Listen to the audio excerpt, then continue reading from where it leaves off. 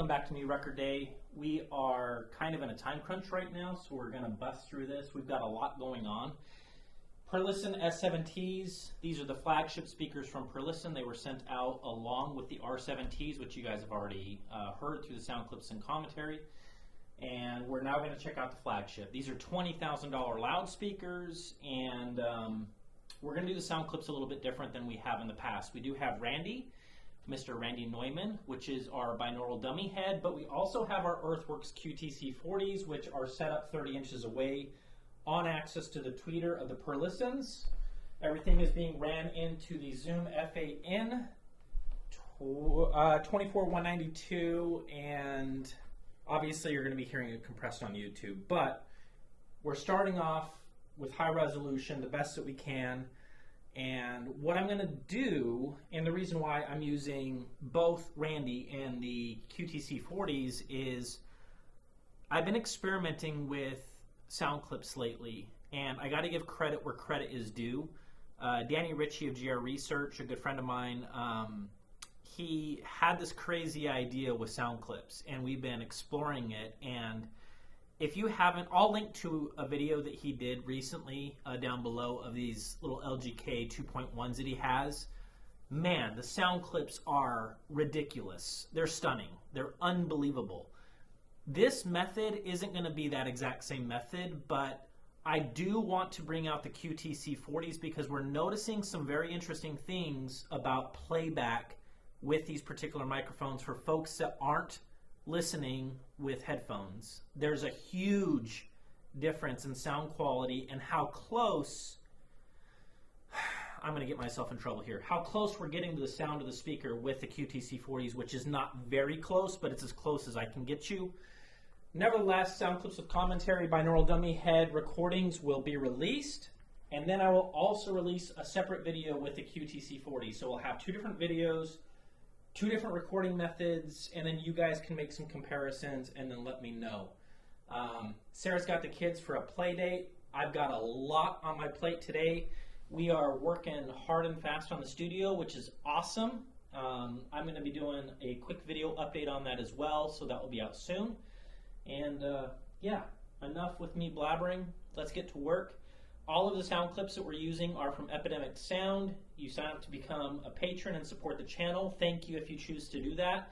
Then all of the sound clips that we're using today are available to you, and you can use them and play them back in your system and whatever you want to do with them. All right, here we go.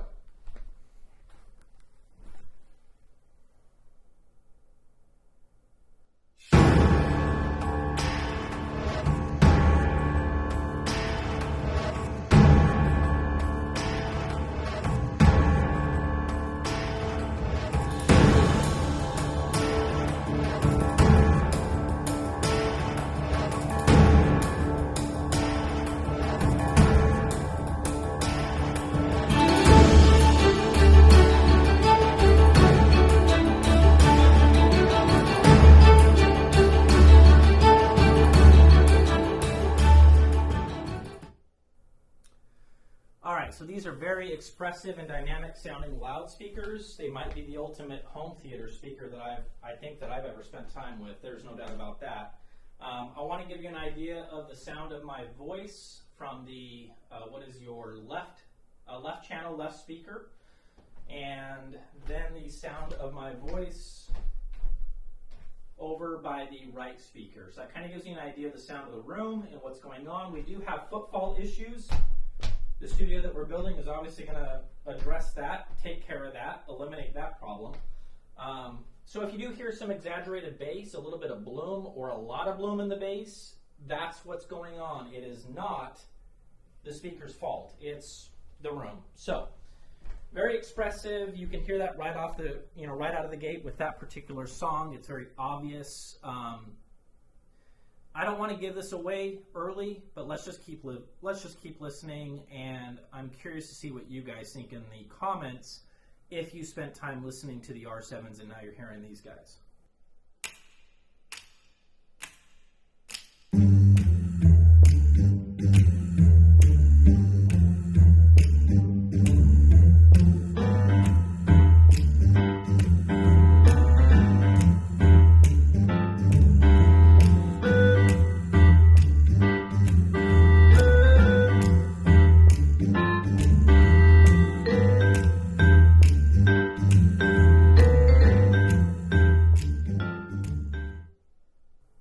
similar as to how I feel with the R7s, information in the time domain, specifically like the snaps and the sound of the snap, the way that it's the sound of that bouncing off of a wall, or however they decided to record those particular snaps, you're clearly able to hear it.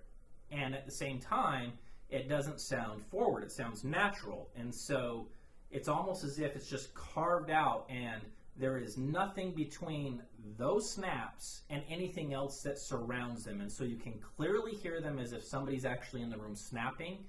I love that, and that was something that I also noticed with their little brother, the R7Ts.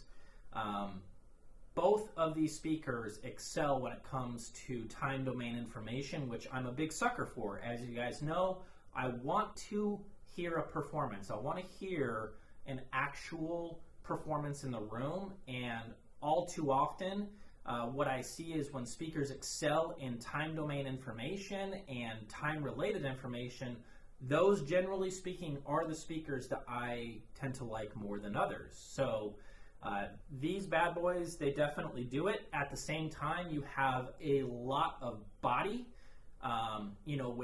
With the male vocals, they're clean. They don't sound, they might sound boomy and kind of bloomish in the recording. I bet they do. I can tell you that it's nowhere near like that in the room. In the room, they just have a ton of clarity and presence, but at the same time, they have lots of body, which is just, it's fun, and it sounds natural, and it's great.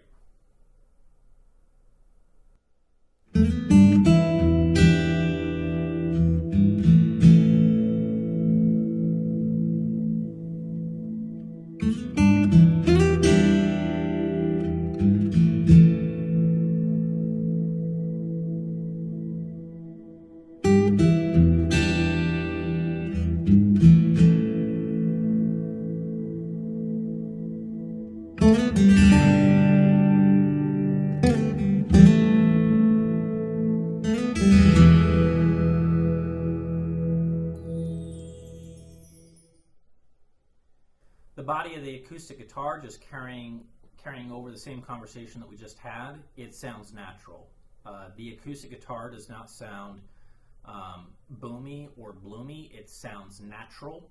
It has a rich tone to it, and then like a nicely fitted puzzle piece that is just perfectly fit together, you have, with that body of that acoustic guitar, you also have brilliance and detailed micro information on the strings. And so as this particular guitarist is strumming the strings, you're hearing every single individual string, which is also backed up by that body at the same time. And so unlike a speaker where maybe you have a hole in the response, or maybe you have a peak in the response, one of those things is going to sound like it's louder or not as loud as the other. And so that doesn't sound natural. With this, it's just a natural presentation of the acoustic, and it sounds lifelike, and it sounds real.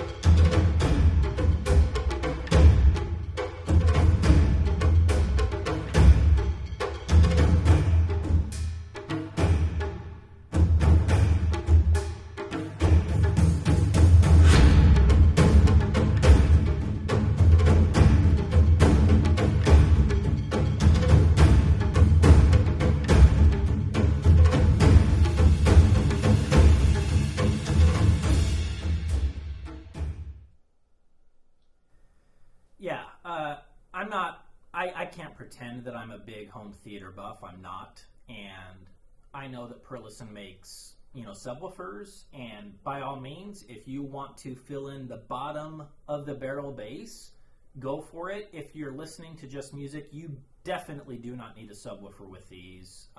It'd be crazy. These dig down deep, and they dig down with tons of grip and confidence. And so you know, for the gear that we're using, it's the same stuff that we used on the R7Ts, and I think that having some juice with the Perlistens is required to get them to really wake up like we're hearing now.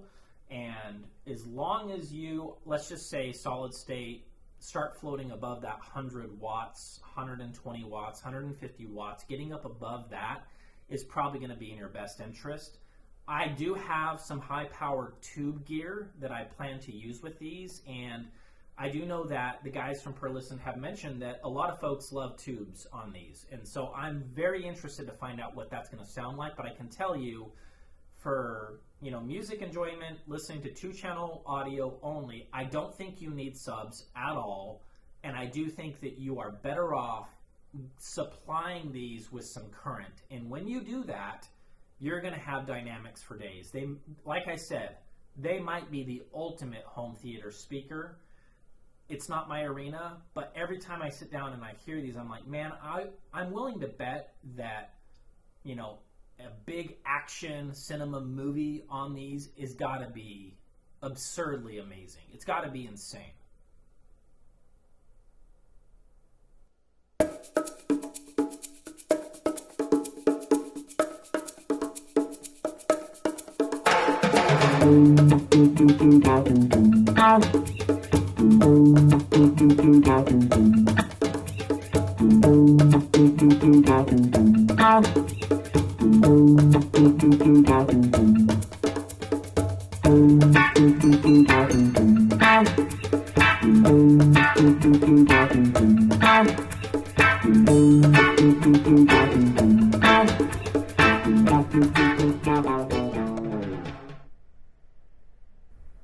My air conditioning just kicked on. I'm going to turn it off real quick. While that is shutting down, sorry about that. I meant to turn that off earlier. This is when I started to notice something. A key thing that I started to notice, that this is going to be tricky to walk through. And I don't know how I feel about it, but I have made the claim on this channel over and over and over again, to the point where you guys probably have listening fatigue, that the materials of drivers matters. Everything matters, including the material that is used for drivers. Now, there are pros and cons to different materials with drivers. I went back and I listened to this exact same track before I set everything up today on the little brothers of these guys, the R7Ts. So it's a $10,000 cheaper speaker. They're so expensive, they're $10,000, right? But I listened to them. I listened to this track because this is where I started to notice something that was very interesting, specifically in mid bass and then the top end of bass. So as you start getting out of like definite sound pressure, like big swing and dynamics, and you start moving into like musical sounding bass, I noticed that there might be a trade-off here, and it could come down to the material of these particular cones. And when we get to the finalized review, I'll explain all of this in great detail as to what the heck these cones are, what they're doing, the technology behind it, all of it. You guys know me, I'll do my homework. But I think that I prefer the texture and tone of the cheaper speakers, specifically in mid-bass and bass. At the same time, I appreciate and I like more the grip and dynamic punch that I'm getting out of these. And so we have this kind of like sidestep conversation of, well, which is going to be more important to you? Do you want like that chest, thumping type bass that is like, wow, man, that is crazy and dynamic and there's tons of grip? Or do you want to hear the texture and tone of, let's just say, an upright bass? Because that could be a big determining factor of which speaker is right for you. Setting that conversation to the side, might as well let the cat out of the bag. These two speakers sound almost identical to me. They sound very, very similar. It is very hard to tell them apart, as one is voiced clearly differently, or one, is bright and one's not bright. None of that. We will not have that conversation, because that's not true. The voicing of these is eerily similar, and I'm so excited to measure these and find out what the heck is going on. They sound a lot alike, especially top end, upper mid-range, and the heart of mid-range. But as we get deeper into mid-bass and bass, I'm not trying to be long-winded here. Texture and tone, I'm going to say it, and I'm going to say it now. I prefer the R7Ts when it comes to that over these guys. All right, here we go.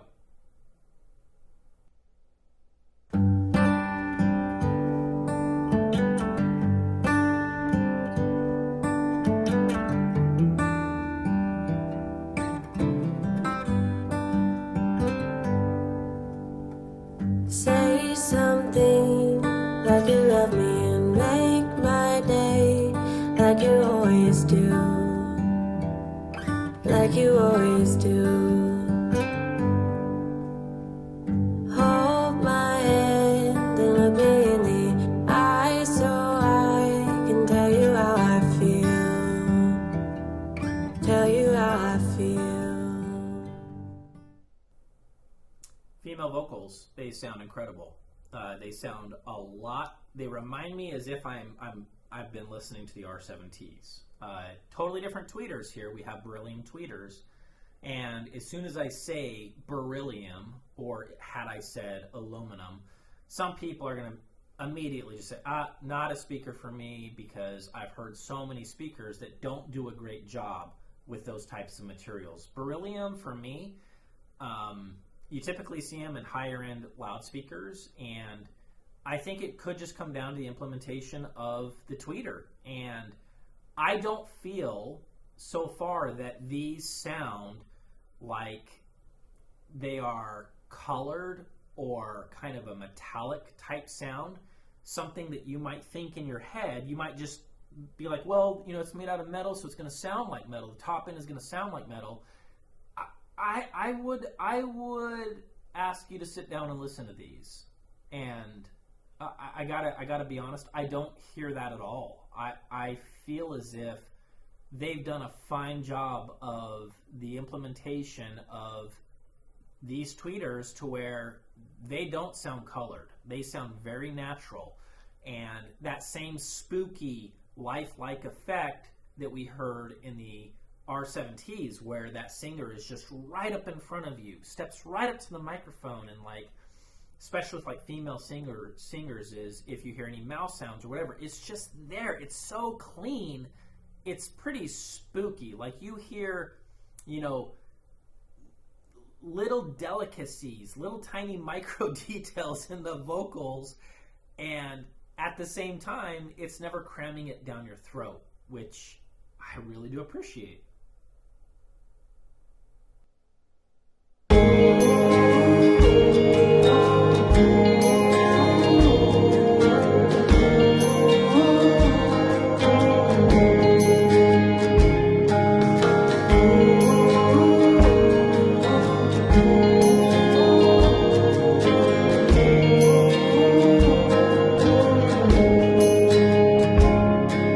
Oh, here the ocean is near, but you dug a hole and buried my fear. Same thing can be said about male vocals, especially you know, depending on how high they're singing. This guy is singing higher than what I would describe as like getting into that mid-bass territory, where maybe I might favor the R7Ts, you know, male vocal content versus the S7Ts. With these, with that particular track, he's singing high enough to where if we played back the speakers side by side, and you actually can, you can go back to those original sound clips and listen, they sound alike. And all of the positive attributes that I had to say before applies here. Only in the example that I was just referring to, where maybe that male vocal is starting to get lower. We're talking like a low baritone, getting into Barry White, or whatever that might be. Lower vocals, you might prefer the texture and just how natural and clean it really sounds with the R7Ts over the S7Ts. everything else down lower, when it comes to like mid bass and bass content, it's gonna, I think, hit a little bit harder, and it's gonna be a bit more. There's gonna be more authority and grip over it. It's just a trade-off. I mean, that's the bottom line. Is it might be a trade-off, and it comes down to what your preference is.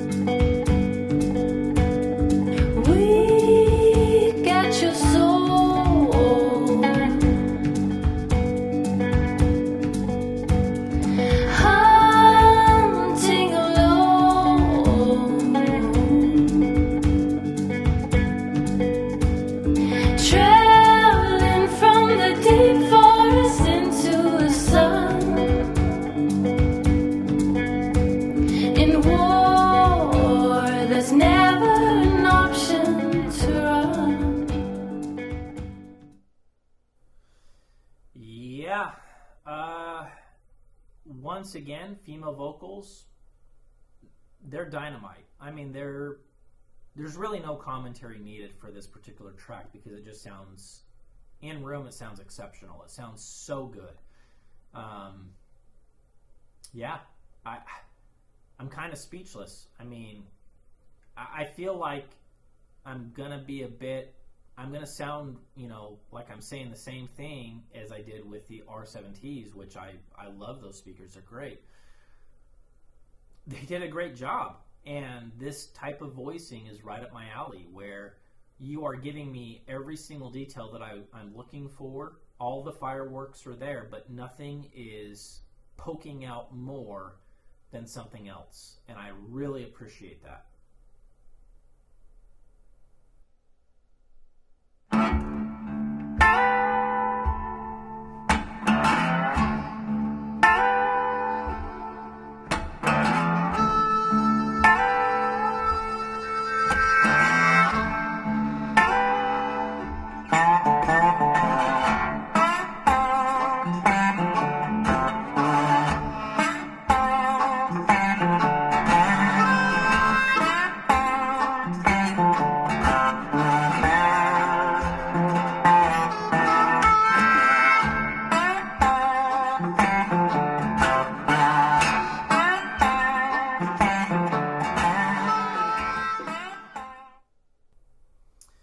So, this particular guitar track I love to use because on a speaker that has an exaggerated upper mid-range, or an elevation in the response in the upper mid-range, or there is specifically like stored energy up there, a tweeter that won't shut up, man, that guitar is, it can be painful because it's just poking out in a way that does not sound pleasant at all. It's just hitting that perfect frequency range that can be really annoying unless somebody knows what they're doing with the response of a loudspeaker, and they've started with drivers that don't exhibit any type of stored energy. And I'm just confident because I've spent enough time with these to tell you these will be squeaky clean in the spectral decay. And we won't see an elevation in the upper mid-range. We won't. And this is when you hear it, is that guitar just sounds great. And let's talk about that kick drum. I mean, that kick drum is probably, if I was to guess, maybe 45, 50 hertz, maybe 55 at the highest point. Just a solid, deep, kick. And, it sounds so dang good in the room. It's one of those things backed by that upper mid-range that is just, it's the type of performance that I really enjoy. It sounds awesome.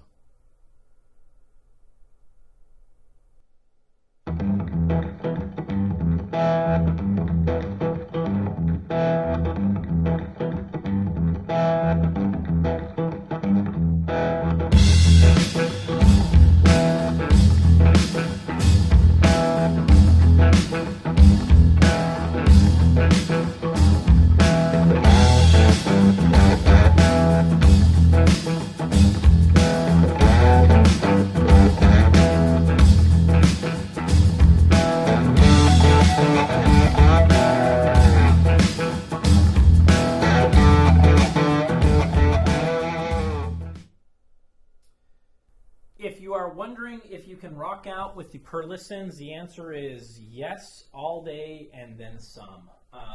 Electric guitars, if you're the type that just want to rock out to AC/DC or Led Zeppelin or whatever you want, the Perlistens all day long. And never will you enter any kind of like listening fatigue. It's just not going to happen.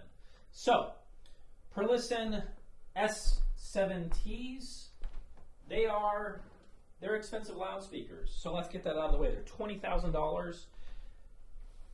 But I want to get something right here. And I want to make sure that I say this to where you guys understand clearly what I mean. When it comes to hi-fi, well, when it comes to all things in life, but specifically hi-fi, expensive doesn't mean great. Expensive doesn't always point to a superior experience.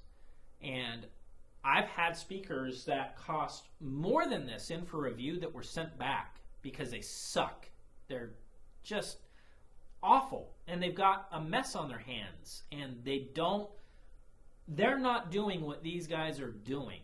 These guys know what they're doing, and so you get a product and you end up with a product that is, well, is it worth $10,000 or $20,000? Only you can decide that. I don't speak to value like that because I don't know the size of your piggy bank.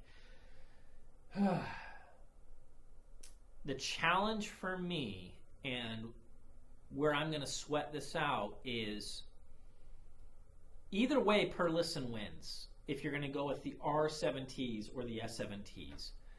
But I'm going to be bold enough to say that I'm having a hard time saying that if I had the kind of money, and I don't, to buy these speakers, that I would go for these being $10,000 more than those just off camera. I'm having a hard time with that, and that's me just being vulnerable and honest with you, because the performance gap, it's really damn close. And that goes to show that this is a company that they just, whether you go with those or those, you're getting a really nice sounding loudspeaker. There's no doubt about that. All right, Randy. Thank you so much. Appreciate you guys. And yeah, we'll see you guys in the next video.